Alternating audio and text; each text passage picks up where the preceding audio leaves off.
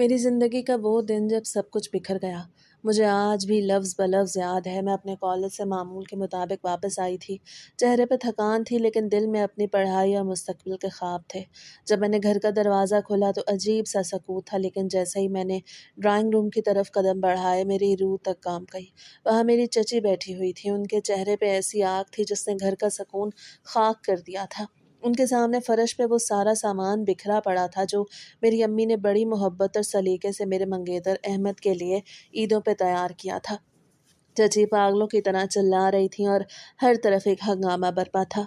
मैं दरवाजे पे पहुंची तो मेरे पैरों तले से ज़मीन निकल गई। चची मुझे देखते ही आग बगोला हो गई। उनकी आंखों में मेरे लिए नफरत थी। वो चिल्लाने लगीं कि अपना ये सारा सामान वापस लो, मुझे तुम्हारी ऐसी आवारा बेटी नहीं चाहिए जो दिन भर सड़कों पे खड़ी होकर गैर मर्दों से बातें करती फिरे। फिर मेरी अम्मी और अब्बा खामोशी से सर झुकाए खड़े ये सब कुछ सुन रहे थे। उनके आंखों में आंसू थे, एक ऐसी बेबसी थी जिसे देख के मेरा कलेजा मुंह को आ गया। मुझे कुछ समझ नहीं आ रहा था कि ये सब क्या हो रहा है।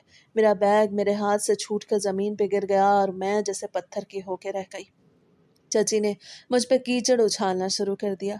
वो कहे जा रही थी कि आज अहमद ने अपनी आंखों से तुम्हें सड़क पे किसी अजनबी से बात करते देखा है। तुम लोग शरीफ बनने का कितना भी ड्रामा कर लो, हकीकत सामने आ ही जाती है। अहमद को जब ये पता चला तो उसने फ़ौरन रिश्ता तोड़ने का फ़ैसला कर लिया और मुझसे कहा कि जाओ और ये सब सामान वापस करके अपना रिश्ता ख़त्म करके आओ। मैं हैरत और सदमे के आलम में खड़ी थी। मुझे याद आया कि 2 दिन पहले कॉलेज से वापसी पर मैं रिक्शे वाले से किराए पे बहस कर रही थी। मेरे पास उस वक़्त सिर्फ़ 100 रुपए थे और मैं जल्दी में पैसे लाना भूल गई थी, जबकि रिक्शे वाला 200 माँग रहा था। बस इसी बात पे वो बहस हो रही थी। शायद अहमद कहीं दूर खड़ा ये सब देख रहा था और उसने अपनी सोच के मुताबिक उसे कोई और ही रंग देकर चची तक पहुँचा दिया था। उसे ज़रा भी ख़याल नहीं आया कि वो किसी की बेटी के किरदार पे कैसा इल्ज़ाम लगा रहा है। अहमद का रवैया तो मंगनी के बाद से ही कुछ अजीब था। वो हमेशा मुझे अपनी मर्ज़ी के मुताबिक चलाना चाहता था और मुझे उसकी बातें बिल्कुल अच्छी नहीं लगती थीं। वो हर वक़्त शादी से पहले ही मेरे साथ वक़्त गुज़ारने की ज़िद करता और जब मैं इनकार करती तो मुझे टॉर्चर करता। मुझे लगता था वो शायद मेरी तबीयत का नहीं है और अब उसने इसी घटिया बहाने का सहारा लेकर मुझसे जान छुड़ा ली थी। चची मुसलसल बोले जा रही थीं। उनका मकसद सिर्फ मेरे अम्मी-अब्बा को ज़लील करना था। मेरे अम्मी-अब्बा तो उस वक़्त कुछ कहने की हालत में ही नहीं थे। चाची ने जाते-जाते मुझे बहुत बुरा-भला कहा और ये भी ताना दिया कि तुमने एक गिलास पानी तक नहीं पूछा। तुम्हारी तरबियत ही ऐसी है। अब तो ये रिश्ता वैसे भी ख़त्म हो गया है। उन्होंने जाते-जाते भी ये कोशिश की कि रिश्ते के टूटने का सारा मलबा मुझ पे और मेरे वालिदैन की तरबियत पे डाल दें। जब वो चली गईं तो घर में एक सन्नाटा छा गया, जो मेरे कानों में घंटी की तरह बज रहा था। अम्मी की सिसकियाँ और अब्बा की खामोशी मुझे मार रही थी। मैं रोते हुए अपने कमरे में चली गई। मुझे गुस्सा भी आ रहा था और दुख भी कि अहमद जैसा इंसान, जिसके बारे में मुझे पहले ही शक था, उसने कितनी घटिया हरकत की। कुछ देर बाद अब्बा और अम्मी मेरे कमरे में आए। अब्बा ने मेरे सर पे हाथ रखा, उनके हाथ काँप रहे थे। उन्होंने बहुत नरमी से कहा कि बेटा, ये कोई आखिरी रिश्ता नहीं था जो टूट गया। तुम अभी पढ़ रही हो, अपनी तालीम पे तवज्जो दो। अल्लाह ने तुम्हारे लिए इससे बेहतर ही सोचा होगा। उनकी ये बातें सुन के मेरा दिल मज़ीद भर आया। मैंने उस रात खाना तक नहीं खाया। मेरी फ़ोन पे अहमद के मुसलसल मैसेजेस आ रहे थे। वो कह रहा था कि मैंने तुम्हारे जैसी घटिया लड़की से रिश्ता तोड़ के खुद को बचा लिया। तुम इस लायक ही नहीं थे कि मेरी बीवी बन सको। वो अपने अल्फाज से मुझे किरची-किरची कर रहा था। मैंने उसके किसी पैगाम का कोई जवाब नहीं दिया। मुझे उसके घटियापन पे अब तरस आ रहा था। मैंने उसी वक़्त फ़ैसला कर लिया कि मुझे अब इस दुनिया की तरफ मुड़ के भी नहीं देखना है। उस रात मैं बहुत रोई, मेरी आँखों से आँसू रुक नहीं रहे थे, लेकिन साथ ये भी सोच लिया कि मैं अपनी ज़िंदगी को इस तरह बर्बाद नहीं होने दूँगी। मैंने तय कर लिया कि मैं किसी के सामने रोऊँगी नहीं, बल्कि अपनी ज़िंदगी को बेहतर बनाऊँगी। अगली सुबह जब अज़ानों की आवाज़ें फ़िज़ा में गूंज रही थीं, तो मेरी आँख खुली। रात भर रोने के बाद आँखें सूजी हुई थीं और सर में शदीद दर्द था। लेकिन जैसे ही मैंने अपनी आँखें खोली, मेरे दिल में एक अजीब-सी तब्दीली महसूस हुई। मैंने सोचा, मैं आखिर किस चीज़ का गम मना रही हूँ? क्या उस शख्स का जो मुझ पे ज़रा-सा भी भरोसा नहीं करता था? वो तो मुझे अपनी मर्ज़ी से चलाना चाहता था और मुझे उसका हुक्म चलाने का अंदाज़ शुरू से ही नागवार गुज़रता था। मैं बिस्तर से उठी, वुज़ू किया और सकून के साथ नमाज़ अदा की। नमाज के बाद मैंने कुरान पाक की तिलावत की तो मेरे दिल को वो ठंडक नसीब हुई जो गुज़श्ता रात के तमाम हंगामों के बाद मुमकिन नहीं लग रही थी। मैंने अपने आप से अहद किया कि अब मैं अपनी ज़िंदगी का कोई भी लम्हा किसी ऐसे शख्स के नाम नहीं करूँगी जो मेरी कदर ना कर सके। मैंने अपनी किताबें उठाईं और पढ़ाई में मशगूल हो गई। مجھے احساس ہوا کہ تعلیم ہی وہ واحد راستہ ہے جو مجھے کسی کی محتاجی اور تانوں سے بچا سکتا ہے۔ ناشتہ کر کے جب میں کالج پہنچی تو میری سہیلی ثنا مجھے دیکھ کے کچھ پریشان ہوئی۔ جب میں نے اسے سارا واقعہ سنایا تو وہ میری پریشانی دیکھ کے مسکرائی اور میرے کندھے پہ ہاتھ رکھ کے بولی کہ رقیہ، تم اتنی ہمت والی ہو کہ کیوں پریشان ہو رہی ہو؟ یہ تو اچھا ہوا کہ تمہاری زندگی سے ایک ایسا انسان نکل گیا جو تمہاری قدر نہیں کرتا تھا۔ تم اپنی زندگی میں آگے بڑھو اور دیکھو کتنی روشن منزلیں تمہارا انتظار کر رہی ہیں۔ اس کی باتوں نے میرے اندر چھپے ہوئے حوصلے کو جگا دیا۔ مجھے سمجھ آ گیا کہ دنیا میں کوئی اپنا نہیں ہوتا اور انسان کو صرف اپنی ہمت اور اپنی ذات پہ ہی بھروسہ کرنا پڑتا ہے۔ میں نے ثنا سے وعدہ کیا کہ اب میں کسی کے سامنے روؤں گی نہیں بلکہ اپنی زندگی کو ایک نئی سمت دوں گی۔ کالج کے اوقات کے دوران میں نے اپنی پوری توجہ اپنی پڑھائی پہ لگا دی تاکہ میں اپنے والدین کا سر فخر سے بلند کر سکوں۔ میں نے لائبریری میں بیٹھ کے اپنے نوٹس مکمل کیا اور خود کو پڑھائی میں اتنا مگن کر لیا کہ احمد کی یادیں خود بخود دھندلانے لگیں۔ اس دن میں نے محسوس کیا جب ہم اپنی ذات کو اہمیت دینا شروع کر دیتے ہیں تو باہر کے تانے اور الزامات اپنا اثر کھو دیتے ہیں۔ گھر واپس آ کے بھی میں نے خود کو کمرے میں بند کر کے اپنی کتابوں کے ساتھ وقت گزارا۔ مجھے اس پرانے رشتے سے اب مکمل بیزاری ہو چکی تھی۔ وہ رشتہ جو ایک بوجھ بن چکا تھا اب میری زندگی سے ختم ہو چکا تھا اور میں نے ایک نئی آزادی کا سانس لیا تھا۔ میں نے طے کر لیا کہ اب میں اپنی پڑھائی میں اتنی محنت کروں گی کہ میری کامیابی ہی ان سب لوگوں کا منہ بند کر دے گی جو آج مجھ پہ انگلیاں اٹھا رہے ہیں۔ شام کو جب میں گھر کے صحن میں بیٹھی چائے پی رہی تھی تو میرے ذہن میں ماضی کے وہ لمحات آئے جب میں احمد کے ٹارچر سے تنگ آ کے سوچتی تھی کہ کیا میری زندگی اسی طرح گزرے گی، مگر اب وہی وقت تھا جب میں اپنے فیصلے خود کرنے کے قابل ہو رہی تھی۔ مجھے اپنی زندگی کی نئی ترجیحات طے کرنی تھیں اور وہ سب سے اہم ترجیح میری تعلیم تھی۔ میرے والدین کو بھی یہ تبدیلی نظر آ رہی تھی، حالانکہ وہ ابھی بھی اداس ہے، لیکن مجھے پڑھائی میں مگن دیکھ کے ان کے چہرے پہ ایک ہلکا سا سکون آ جاتا تھا۔ میں نے اب پوری طرح سے اپنا رخ بدل لیا اور میرا ہر لمحہ اب خود کو بہتر بنانے کی کوشش میں گزرتا تھا۔ یہ حصہ میرے لیے ایک نئی شروعات تھا، ایک ایسی شروعات جس میں ماضی کا کوئی سایہ نہیں تھا۔ میں ابھی اپنی زندگی کو ایک پرسکون ڈگر پہ لانے کی کوشش کر ہی رہی تھی کہ ایک شام تقدیر نے پھر میرا امتحان لیا۔ گھر میں بیٹھے ہوئے اچانک دروازے پہ دستک ہوئی اور جب میں نے باہر دیکھا تو پھپھو آئی ہوئی تھی۔ ان کا آنا عام دنوں کی طرح نہیں تھا بلکہ ان کے چہرے پہ ایک ایسی عجیب سی مسکراہٹ تھی جسے دیکھ کے ہی دل میں کھٹکا ہوا۔ جیسے ہی وہ اندر آئیں انہوں نے اماں ابا سے رسمی خیریت کے بعد سیدھا میرے رشتے کے ٹوٹنے کا تذکرہ چھیڑ دیا۔ انہیں خبر پہلے ہی مل چکی تھی اور وہ اسے ایک موقع کے طور پہ دیکھ رہی تھی۔ وہ اپنے ذہنی معذور بیٹے کے لیے میرا رشتہ مانگنے آئی تھیں اور ان کا رویہ ایسا تھا جیسے وہ ہم پہ کوئی بڑا احسان کر رہی ہوں۔ ان کا کہنا تھا کہ اب تو رشتہ ٹوٹ چکا ہے، اب اس لڑکی کو کوئی اچھی جگہ تو رشتہ ملنے سے رہا تو کیوں نہ مجھے اپنے گھر لے جائیں۔ میں کمرے میں تھی مگر ان کی بلند آوازیں میرے کانوں میں پڑ رہی تھیں۔ جب میں چائے لے کے باہر نکلی تو میں نے بھی پھپھا سے کہہ دیا کہ آپ کو پتہ بھی ہے کہ آپ کیا کہہ رہی ہیں۔ پھپھو نے میری طرف ایسے دیکھا جیسے میں کوئی بے وقت چیز ہوں۔ انہوں نے طنزیہ لہجے میں کہا کہ بڑی بھابھی نے ٹھیک ہی کیا جو تمہیں اپنے گھر کی بہو نہیں بنایا، تمہیں تو بڑے چھوٹے کی تمیز ہی نہیں۔ میں نے بڑے ادب اور احترام سے بات کی کہ پھپھو مجھے ابھی شادی نہیں کرنی، میری پڑھائی ابھی جاری ہے اور میں اپنے مستقبل پہ فوکس کرنا چاہتی ہوں، لہٰذا آپ اس بات کو یہی ختم کر دیں۔ میرے اس موت دبانا جواب کو انہوں نے بدتمیزی کا نام دے دیا اور مجھے باتیں سنوانے لگیں کہ میں کتنی بدتمیز ہوں کہ اپنے بڑوں کے فیصلے کے سامنے زبان چلا رہی ہوں۔ میں اپنی بے بسی کو چھپانے کی کوشش کر رہی تھی لیکن میری آنکھوں میں آنسو آ گئے۔ مجھے یہ دیکھ کے بہت دکھ ہوا کہ میرے اپنے رشتہ دار میری مجبوری کا کتنا غلط فائدہ اٹھا رہے تھے اور کس طرح میرے والدین کی عزت کو اچھال رہے تھے۔ آخرکار ابا نے مجھے کمرے میں بھیج دیا کیونکہ انہیں لگا کہ میرا وہاں مزید رہنا تلخی پیدا کرے گا۔ میں چپ چاپ اپنے کمرے میں چلی گئی اور بستر پہ لیٹ کے رونے لگی۔ تھوڑی دیر بعد پھپھو تو چلی گئیں لیکن اس بار اماں اور ابا میرے کمرے میں نہیں آئے۔ وہ شاید خود اس صورتحال سے اتنے شرمندہ تھے کہ مجھ سے نظریں ملانے کی ہمت نہیں کر پا رہے تھے۔ مجھے خاموشی مزید ڈرا رہی تھی کہ کیا اب میرے والدین بھی مجھ سے دور ہو گئے ہیں۔ میں ہمت کر کے رات کے اندھیرے میں دبے پاؤں ان کے کمرے میں گئی۔ وہاں جا کر میں نے ابا کے پیر پکڑ لیا اور روتے ہوئے پوچھا کہ کیا میں نے کچھ غلط کہا جو آپ مجھ سے بات نہیں کر رہے۔ ان کی آنکھوں میں نمی تھی، ان کا لہجہ بھاری تھا۔ انہوں نے کہا نہیں بیٹا، غلط تو میری بہن نے کہا اور مجھے اس بات پہ شرمندگی ہے کہ میں تمہیں اس صورتحال میں دیکھ رہا ہوں۔ میں تمہاری حفاظت نہیں کر سکا۔ ابا کا یہ کہنا میرے دل پہ تیر کی طرح لگا۔ میں نے ان کے سامنے وعدہ کیا کہ میں پوری توجہ اپنی پڑھائی پہ دوں گی تاکہ مجھے کسی کے سامنے شرمندہ نہ ہونا پڑے۔ میں نے ان سے یہ بھی وعدہ لیا کہ وہ میرے لیے اب مزید کوئی رشتہ نہیں دیکھیں گے، کیونکہ مجھے اس اذیت سے اب اور نہیں گزرنا تھا۔ اس رات میں نے اپنی زندگی کو ایک نئی سمت دینے کا پکا ارادہ کر لیا۔ مجھے احساس ہوا کہ اس دنیا میں اگر آپ کی اپنی کوئی پہچان نہیں ہے تو لوگ آپ کو کھلونا سمجھتے ہیں۔ پھپھو کا وہ رویہ میرے لیے ایک سبق تھا کہ مجھے اب صرف اور صرف اپنی تعلیم اور اپنے مستقبل کو مضبوط بنانا ہے۔ وہ رات میرے لیے بہت بھاری تھی، لیکن اس نے مجھے اندر سے مضبوط کر دیا۔ میں نے ابا کے پیروں پہ سر رکھ کے دعا کی کہ اللہ مجھے اتنی ہمت دے کہ میں اپنے والدین کے لیے کوئی ایسی جگہ بنا سکوں جہاں انہیں کبھی کسی کے سامنے سر نہ جھکانا پڑے۔ پھپھو کے جانے کے بعد گھر میں ایک ایسی خاموشی چھا گئی جو کسی طوفان کے آنے کا پتہ دیتی تھی۔ میں اپنے کمرے میں بیٹھ کے اپنی کتابوں میں گم ہونے کی ناکام کوشش کر رہی تھی۔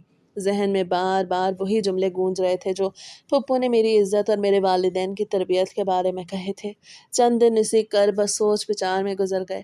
گھر کا ماحول بدل چکا تھا۔ اماں ابا کی وہ مسکراہٹیں جیسے کہیں کھو گئی تھیں۔ میں اکثر انہیں چھپ چھپ کے سرگوشیاں کرتے ہوئے سنتی تھی، لیکن وہ مجھے دیکھتے ہی خاموش ہو جاتے۔ مجھے اندازہ ہونے لگا تھا کہ وہ کس چیز سے پریشان ہیں۔ شاید وہ کسی اور رشتے کی بات کر رہے تھے۔ ایک دوپہر جب میں کالج سے واپس آئی اور اپنے کمرے میں آرام کر رہی تھی تو باہر صحن سے اماں اور ابا کی آوازیں آ رہی تھیں۔ وہ کچھ بلند لہجے میں باتیں کر رہے تھے۔ ان کی باتوں میں وہی پرانا درد اور بے چینی تھی۔ میں نے غور سے سننے کی کوشش کی تو پتہ چلا کہ کوئی اور رشتہ آیا ہے۔ ابا کہہ رہے تھے کہ ان لوگوں کا پرسوں آنے کا ارادہ ہے۔ کیا میں انہیں ہاں کہہ دوں؟ اماں نے ایک لمبی آہ بھری اور کہا ہاں کہہ دیں۔ اب اور کیا ہو سکتا ہے؟ جب میں نے یہ سنا تو میرا دل ایک بار پھر بیٹھ گیا۔ مجھے لگا جیسے میرے خواہشات اور میرے خوابوں کی کوئی اہمیت ہی نہیں رہی۔ میں نے دروازہ کھولا اور باہر آ گئی۔ میرے والدین مجھے دیکھ کے چونک گئے۔ ان کے چہروں پہ ایک عجیب سی ندامت تھی۔ میں نے ہمت کر کے پوچھا کہ یہ سب کیا ہے؟ ابا نے نظریں جھکا لیں اور بڑی مشکل سے بتایا کہ میرے ایک پرانے جاننے والے نے تمہارے رشتے کا پیغام بھیجا ہے، اسی کے بارے میں بات چل رہی ہے۔ میں نے ناراضگی اور دکھ کا اظہار کرتے ہوئے کہا کہ ابا، آپ نے تو وعدہ کیا تھا کہ کوئی رشتہ نہیں دیکھیں گے، پھر یہ سب کیوں؟ ابا کی آنکھوں میں نمی آ گئی اور انہوں نے انتہائی کربناک لہجے میں کہا بیٹا، تم سمجھنے کی کوشش کرو، ہم تمہیں کب تک گھر میں بٹھا سکتے ہیں؟ دنیا کی باتیں اور یہ رشتہ دار ہمیں جینے نہیں دے رہے۔ تمہارا ایک رشتہ پہلے ٹوٹ چکا ہے، اب ہم نہیں چاہتے کہ تمہاری زندگی کے مزید سال ضائع ہوں۔ میں ان کی مجبوری سمجھ رہی تھی، لیکن میرا دل اندر سے چیخ رہا تھا۔ میں نے ابا کی آنکھوں میں دیکھا، ان کی بے بسی میرے لیے ناقابل برداشت تھی۔ میں خاموش ہو گئی۔ میری خاموشی کو ہی میری رضا سمجھ لیا گیا۔ پرسوں کا دن بہت تیزی سے آیا۔ وہ لوگ آ گئے تھے۔ میں جب چائے کا ٹرے لے کے لاؤنج میں داخل ہوئی تو وہاں کا ماحول مجھے اجنبی سا لگا۔ لڑکے کے خاندان کے لوگ مجھے بڑے غور سے دیکھ رہے تھے۔ وہ لوگ کافی معزز اور اچھے خاندان کے لگ رہے تھے۔ میری ساس جو اس وقت ہونے والی ساس تھیں، انہوں نے مجھے اپنے قریب بلایا اور میرے سر پہ شفقت سے ہاتھ رکھا۔ ان کا انداز بہت پیار بھرا تھا، لیکن میرا دل کہیں دور ان الجھنوں میں قید تھا۔ ان کے ساتھ ان کی 2 بیٹیاں بھی تھیں جو ابھی غیر شادی شدہ تھیں، اور ان کا بیٹا جو میری زندگی کا نیا ساتھی بننے والا تھا وہ بھی وہاں موجود تھا۔ وہ اپنی بہنوں سے بڑا تھا اور کافی سنجیدہ اور سلجھے ہوئے انداز کا مالک معلوم ہوتا تھا۔ وہ لوگ اپنے ساتھ پھل اور مٹھائیاں بھی لائے تھے۔ باتوں باتوں میں ابا نے رشتے کے لیے ہاں کر دی۔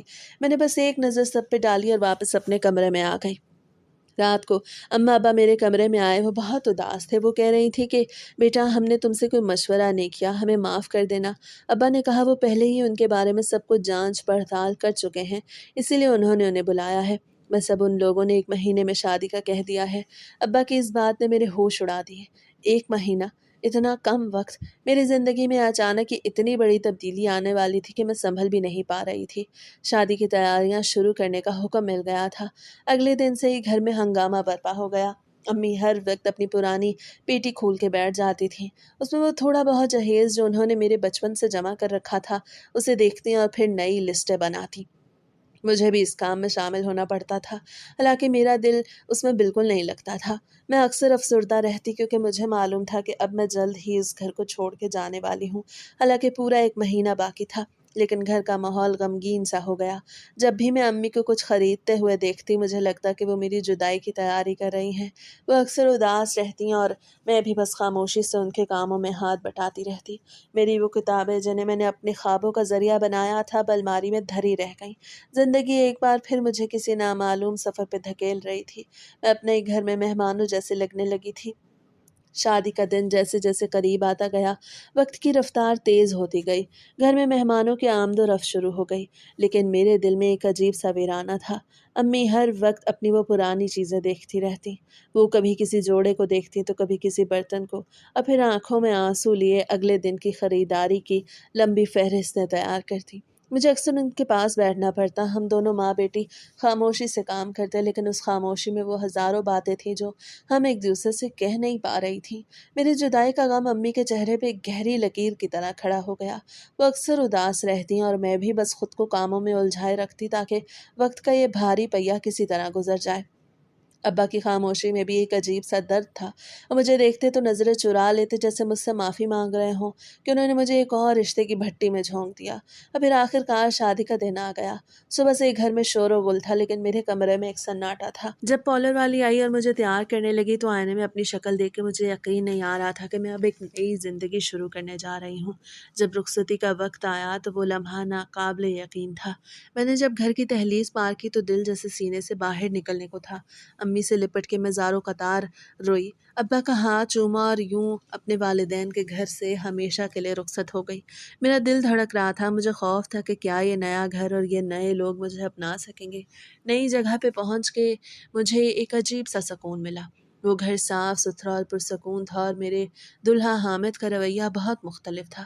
شادی کی پہلی رات جب وہ میرے کمرے میں آئے تو ان کے چہرے پہ ایک مسکراہٹ تھی جس میں کوئی بناوٹ نہیں تھی۔ انہوں نے مجھ سے بہت تمیز اور احترام سے بات کی۔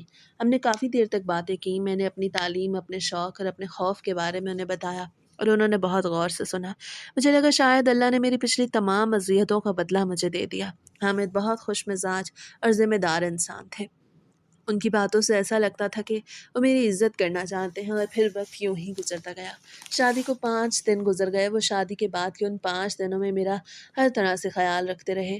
میری پسند ناپسند کا پوچھتے، گھر کے ماحول سے مجھے مانوس کرواتے، اور مجھے کبھی بھی ایسا محسوس نہ ہونے دیتے کہ میں کسی اجنبی گھر میں ہوں۔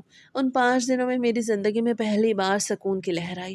میں صبح اٹھتی، ناشتہ تیار کرتی، حامد کے ساتھ وقت گزارتی، اور پھر دوپہر کو اپنے نئے سسرال کے کاموں میں مصروف ہو جاتی۔ ساس بہت اچھی تھیں، وہ بھی میرا خیال رکھتی اور مجھے گھر کا ایک اہم رکن سمجھتی تھیں۔ حامد کے ساتھ میری یہ نئی زندگی خواب جیسی لگ رہی تھی۔ میں نے کبھی نہیں سوچا تھا کہ زندگی اتنی جلدی کروٹ لے سکتی ہے۔ مجھے ہمیشہ یہی کہتے کہ تم بالکل فکر نہ کرو، تم اب اس گھر کی ذمہ داری ہو اور میں تمہاری ہر خوشی کا خیال رکھوں گا۔ ان کے اس جملے نے میرے دل میں ان کے لیے خاص جگہ بنا دی تھی۔ مجھے لگا شاید اب میری زندگی میں کوئی غم باقی نہیں رہا۔ میں خوش تھی، مطمئن تھی، اور مجھے امید تھی کہ ہر آنے والا دن اسی طرح خوشیوں بھرا ہوگا۔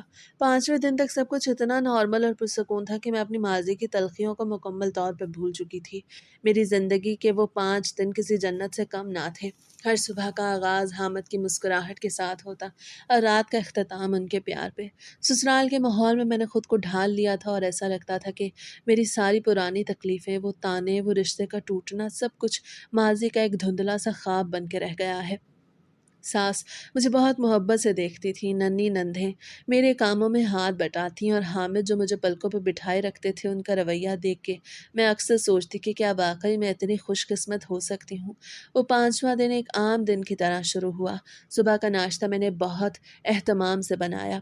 پراٹھے اور چائے کی خوشبو سے سارا گھر مہک رہا تھا۔ حامد ناشتہ کر کے اپنی دکان پہ چلے گئے۔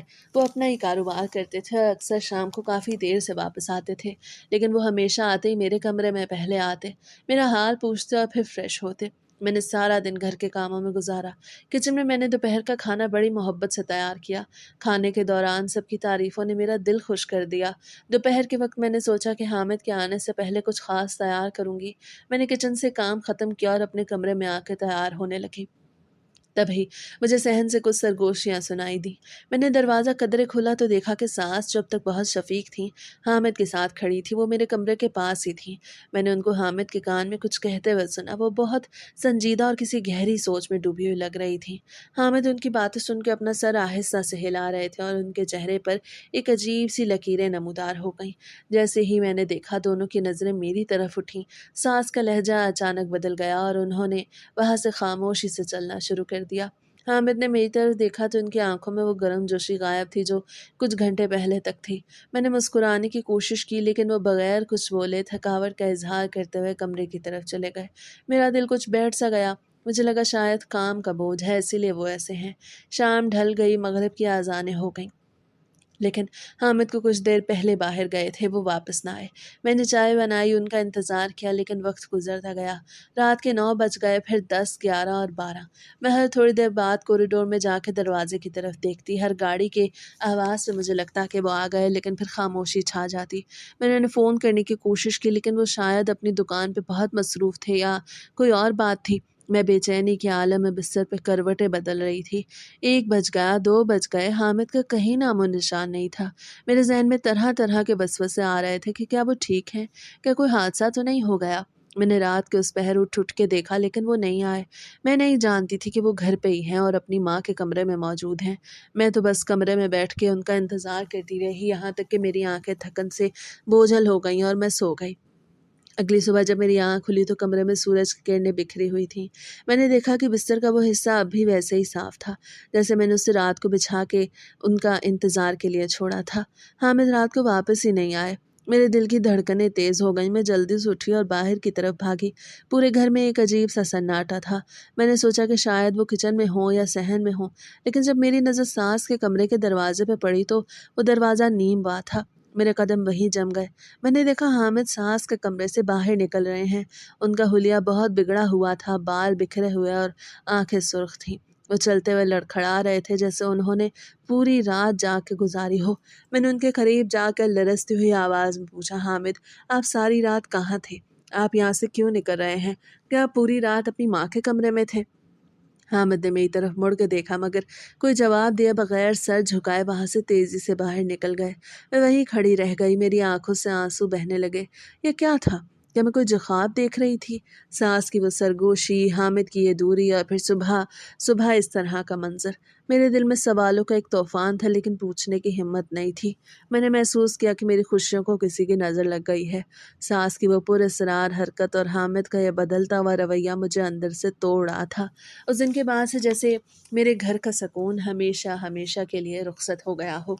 हर दिन एक इम्तिहान बन गया और हामिद की खामोशी मेरे लिए सबसे बड़ी सज़ा थी। उस सुबह के बाद मेरी ज़िंदगी का रंग ही बदल गया। वो घर जो कभी मोहब्बत और सुकून का गहवारा लगता था, अब एक कैद खाने में बदल गया। हामिद का वो रवैया जो शादी के पहले 5 दिनों में मेरे लिए किसी नेमत से कम ना था, अब मुकम्मल तौर पे बदल चुका था। उससे बात करने से कतराते, मुझसे आंखें मिलाने से गुरेज करते और घर के अंदर भी ऐसा बर्ताव करते जैसे मैं कोई अजनबी हूँ। सास के कमरे से उनका निकलना उस दिन तो मुझे लगा था कि कोई हादसा है, लेकिन फिर ये मामूल बन गया। मैं अंदर ही अंदर घुलने लगी थी। मुझे समझ नहीं आ रहा था कि मैंने क्या गलती की है या मेरी ऐसी कौन सी कोताही है जिसकी ये सज़ा मुझे दी जा रही है। किचन का माहौल तो और भी ज़्यादा तकलीफ दे था। सास और दोनों नंदें अब मुझसे बात करने के लिए तैयार ना थीं। जब मैं नाश्ता बनाती, दोपहर का खाना तैयार करती तो वो सब खामोशी से खा लेते, लेकिन मेरी तरफ देखना तक गवारा ना करती। अगर मैं नंदों से कोई बात पूछती तो वो बस कंधे उचका देती या मेरी तरफ ऐसे देखती जैसे मैं कोई गैर मुतल्लका शख्स हूँ। वो अपनी किसी दुनिया में मगन रहती और मेरे वजूद को बिल्कुल नज़रअंदाज कर देती। मैंने कई बार कोशिश की कि सास से बात करूं, उनसे पूछूं कि आखिर हुआ क्या है, क्यों हामिद मुझसे दूर हो गए हैं, लेकिन हर बार मुझे सिर्फ सर्द मोहरी और खामोशी ही हाथ लगी। वो मुझे ऐसे देखती जैसे मैंने कोई संगीन जुर्म किया हो, हालांकि मैं तो बस उस घर को अपनाने की कोशिश कर रही थी। हामिद अब काम पे चले जाते तो सारा दिन मेरी तन्हाई और सिसकियों में गुजरता। वो अपनी दुकान पे वक्त गुजारते और रात को जब घर आते तो सीधे अपनी माँ के कमरे में चले जाते। मैं अपने कमरे में अकेली बैठी खिड़की से बाहर सड़क पे नजरें जमाए देखती। कभी कभी मैं खिड़की के पर्दे थोड़े से हटा के देखती कि क्या वो सास के कमरे से निकल रहे हैं, और अक्सर मेरी नज़रों के सामने वही मंजर होता। मेरी बेबसी इस कदर बढ़ गई थी कि अब मुझे रोना भी नहीं आता था।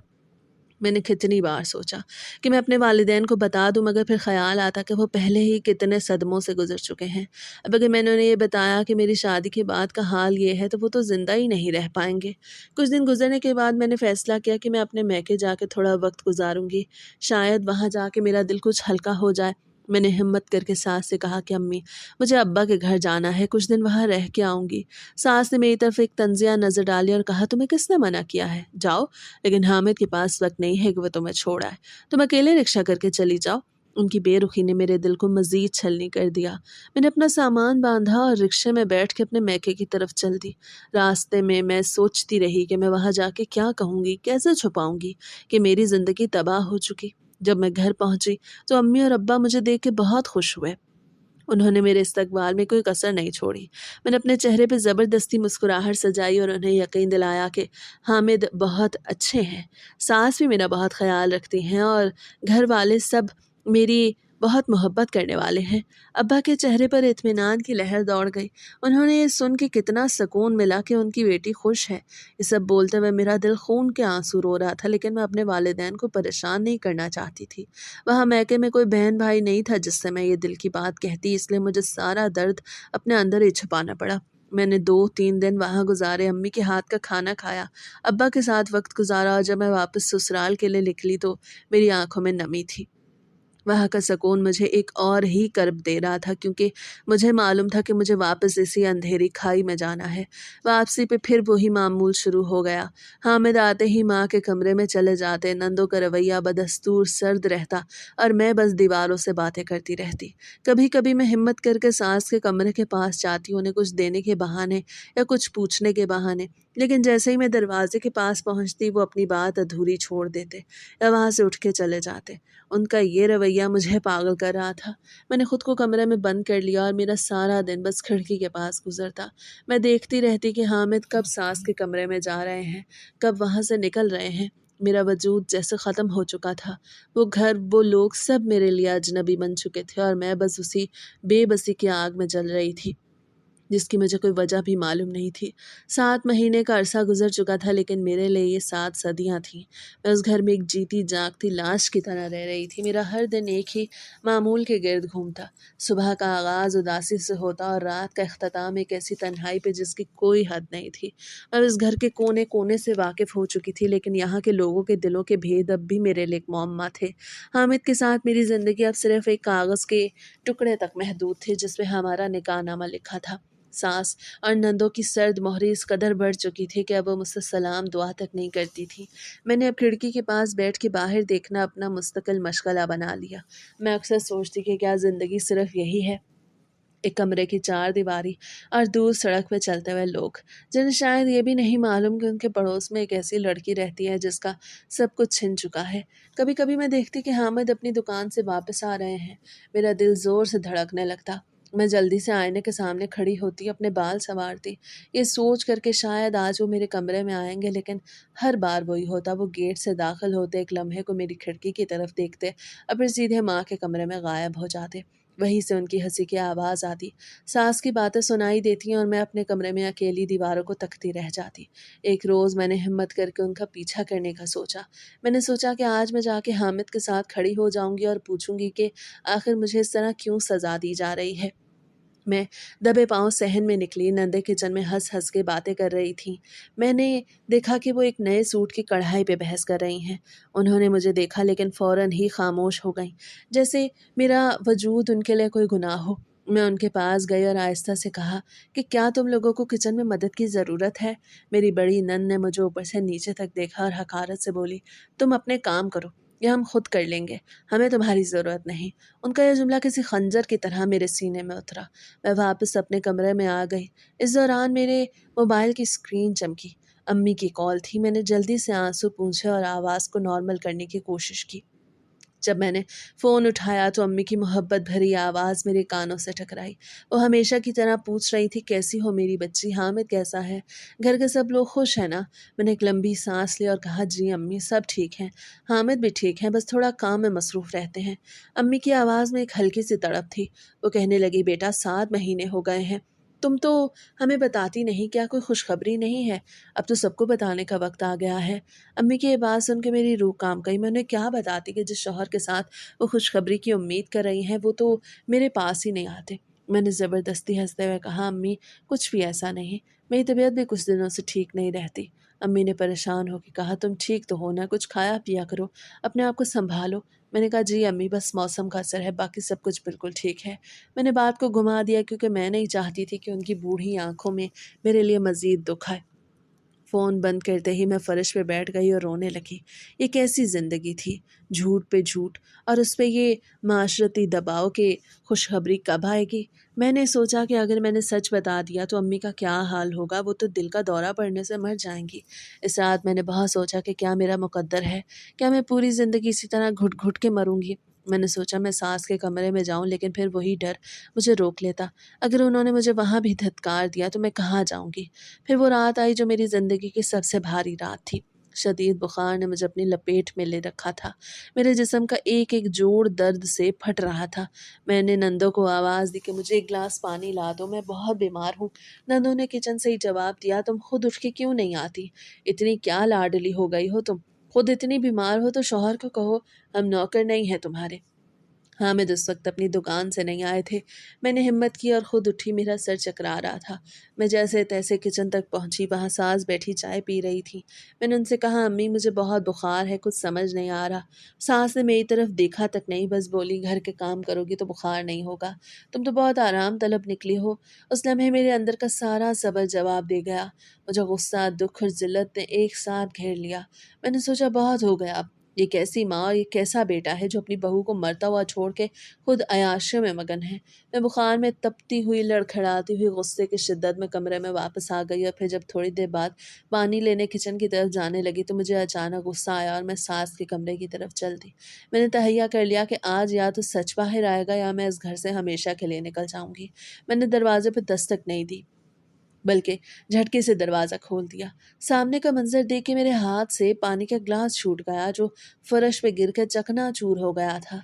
ग्लास टूटने की आवाज़ गूंजी और कमरे में मौजूद दोनों लोगों की नज़रें मेरी तरफ उठ गईं। वहाँ जो कुछ मैंने देखा वो मेरे तमाम वहम गुमान से बाहर था। फर्श पे टूटे एक ग्लास की किरचियाँ मेरे पैरों के करीब बिखरी पड़ी थी, लेकिन मुझे अपने पैरों में चुभने वाली तकलीफ का एहसास तक नहीं था। मेरा सारा वजूद बुखार की शिद्दत से कांप रहा था और मेरी नज़रें सामने के मंजर पे जमी हुई थी। वो जो मंजर मैंने देखा उसने मेरे जहन में उठने वाले तमाम वसवसों को एक पल में राख कर दिया। कमरे में हामिद अपनी माँ के साथ ज़मीन पे घुटनों के बल बैठे हुए थे। उनके हाथों में कोई मेडिकल रिपोर्ट थी और उनकी आंखों से आंसू की झड़ी लगी हुई थी। सास के हाथ उनके सर पे थे और वो भी ज़ारो कतार रो रही थी। मैंने सिसकते हुए हामिद को ये कहते सुना, मैं रुकैया को कैसे बताऊं कि मैं एक बीमार आदमी हूँ। मैं उसके साथ नहीं रह सकता। अगर मैंने उसके साथ वक्त गुजारा तो उसे भी ये मूजी मर्ज लग जाएगा। मैंने उसे अपनी ज़िंदगी में शामिल तो कर लिया, लेकिन अब यह हकीकत मुझसे बर्दाश्त नहीं हो रही। अम्मी, मैं अंदर ही अंदर मर रहा हूँ। मुझे डर लगता है कि मेरी वजह से वो भी तबाह हो जाएगी। वह वहाँ खड़ी थी, मेरे पैरों तले से ज़मीन निकल चुकी थी। सास ने हामिद के सर पे हाथ रखा और कहा, देखो बेटा, रुकैया बहुत नेक लड़की है, लेकिन डॉक्टर ने साफ कहा था कि तुम्हारे जरासीम का असर कम होने तक तुम्हें उससे दूर रहना होगा। हमने इसीलिए 7 महीने से ये ड्रामा किया, इसीलिए दूरी इख्तियार की ताकि रुकैया किसी भी तरह इस बीमारी की लपेट में ना आ जाए। मैंने उनकी बात सुनी तो मेरी चीख निकल गई। फिर वो दोनों मेरी तरफ मुड़े। सास फौरन उठ के मेरे पास आई और मुझे सहारा दे के सोफे पर बिठाया। हामिद मेरी तरफ देख के बुरी तरह रोने लगे। उनकी आंखों में शर्मिंदगी और पछतावा था। मैं रोते हुए बोली, आपने मुझे बताया क्यों नहीं? मैं तो आपको जाने क्या कुछ समझती रही। मैं तो अपनी किस्मत को कोसती रही। वो तो खुद को गुनहगार समझती रही कि शायद मुझ में कोई कमी है। आपने मुझे इतनी अज़ियत में क्यों रखा हामिद? हामिद ने टूटती हुई आवाज़ में कहा, मैं खौफ़ज़दा था। मुझे लगता था कि अगर तुम्हें सच पता चल गया तो तुम मुझे छोड़ के चली जाओगे। मैं तुम्हें खोने से डरता था। उस दिन जब माँ ने मुझे रिपोर्ट्स के बारे में बताया तभी मैंने फ़ैसला कर लिया कि मैं तुम्हारी ज़िंदगी बचाने के लिए खुद को तुमसे दूर रखूँगा। लेकिन मैं हर रोज़ तुम्हें अकेला देख के मरता रहा हूँ। मैं उस कमरे में इसलिए आता था कि माँ से हौसला पा सकूँ ताकि अपनी इस बीमारी से लड़ सकूँ। मेरी आँखों में नमी थी, लेकिन अब उसमें गुस्सा नहीं था, अब सिर्फ़ हमदर्दी थी। मैंने उनके हाथ से वो रिपोर्ट्स लीं जो किसी संगीन लेकिन काबिल इलाज इन्फेक्शन की थीं। मैंने फ़ौरन अपने उस क्लास फेलो को फ़ोन किया जिसका भाई एक बहुत बड़े हस्पताल में डॉक्टर था। मैंने उसे सारी सूरत हाल बताई। उसने हमें अगले दिन ही क्लिनिक बुला लिया। उस रात सास ने पहली बार मुझे अपने सीने से लगाया और कहा, बेटा, हमें माफ़ कर देना, हमने तुम्हें बहुत दुख दिया। मैंने कहा, अम्मी, दुख तो आपने भी उठाया है। अगले 2 महीने मेरी ज़िंदगी के सबसे अहम महीने थे। हामिद का इलाज शुरू हुआ। मैं उनके साथ अस्पताल जाती, उनकी दवाओं का ख़्याल रखती और एक-एक लम्हा उनके साथ गुज़ारती। वो बीमारी जो एक वक्त में नामुमकिन लग रही थी, वो सही इलाज और मेरी देखभाल से आहिस्ता-आहिस्ता कम होने लगी। हामिद के चेहरे पे जो अफ़सुर्दगी थी, वो दूर होने लगी। डॉक्टर ने कहा, अब खतरा टल चुका है। वो दिन मेरी ज़िंदगी का सबसे खुशगवार दिन था जब हामिद मुकम्मल तौर पे सेहतयाब हो गए। हम दोबारा एक ही कमरे में रहने लगे। उस रात हम दोनों ने एक दूसरे से वादा किया, अब कोई भी बात एक दूसरे से नहीं छुपाएंगे। अब हमारी नई ज़िंदगी शुरू हो रही है। नंदे सास जो पहले मुझसे बात नहीं करती थीं, अब वो मेरे लिए पलके बिछाए बैठी थीं। उनकी सर्द मोहरी की वजह भी सिर्फ हामिद का खौफ और बीमारी थी। अब वो घर फिर से खुशियों का गहवारा बन गया। आज मैं अपने घर में खुश हूँ। हामिद के साथ मेरा रिश्ता अब पहले से ज़्यादा मजबूत है। वो 7 महीने का कर्ब मुझे हमेशा याद रहेगा, लेकिन उसने मुझे सिखाया कि ज़िंदगी में जब भी कोई मुश्किल आए तो उसे छुपाने के बजाय उसका सामना करना चाहिए। मैंने अपने अम्मा अब्बा को भी सच बता दिया और वो भी अब हमसे खुश हैं। ज़िंदगी का सफ़र अब एक खूबसूरत मोड़ पे है, जहाँ सिर्फ सुकून, मोहब्बत और एक दूसरे का साथ है।